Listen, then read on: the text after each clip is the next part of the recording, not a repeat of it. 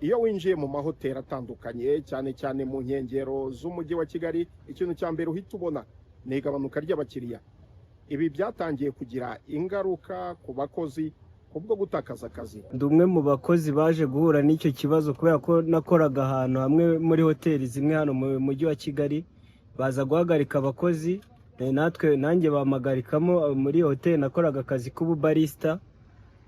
Bigeraho nyine baratugabanya tujya mu rugo, mu rwego rwo gushakisha indi mirimo naje kubona akazi kandi k'ubushoferi, ubu niko nkora. Izi mpungenge ariko ntiziri ku bakozi gusa, ahubwo igitutu ni cyose kuri ba nyir'amahoteli cyangwa se abayacunga iyo babona ibyumba bya hoteli byambaye ubusa. Amahoteli menshi yakiraga inama zitandukanye, zaba ibigo bya leta, zaba imiryango itegamiye kuri leta, ndavuga za ONG n'ibindi n'abandi bantu batandukanye.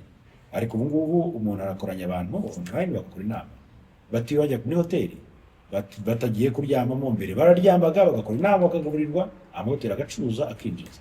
Ibyo rero nubwo leta igerageza hakagira ibigo byayo bikomeza gukora amahoteli kuko itambutse itafashije menshi yafunga imiryango, ariko ntabwo leta yonyine yakwira amahoteli yose ari mu gihugu.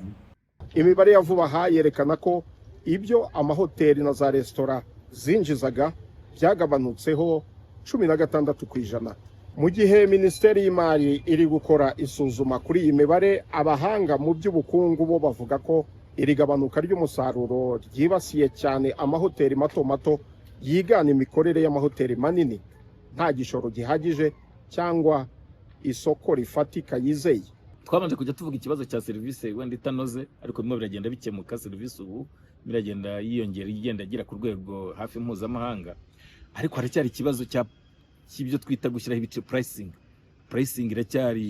iracyakurwa mu cyuka, umuntu wese akigana undi, ntarebe n'aho aherereye, ntarebe burya isoko rigira ibice byinshi, icyo twita market segments. Ariko ufashe amahoteli nk'ari yari muri pariki y'Ibirunga, abantu bashaka ni abantu bafite ubushobozi bwo kuza kuraramo, n'abantu bazwi, n'abantu bakeya ku isi.